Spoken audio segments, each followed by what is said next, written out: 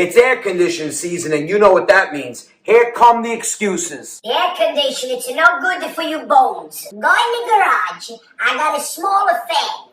That's all you need. Just open up the front door and open up the back door, and you get a beautiful cross ventilation. The air conditioner and make the inside of your nose dry, and then when you touch it, it's gonna bleed. Today it's hot, but tonight it's gonna be 60 degrees.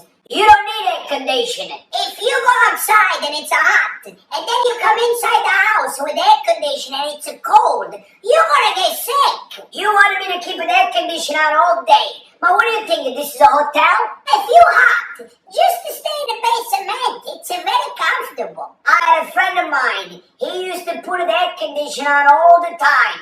One day, he had a heart attack. And you know what the doctor said?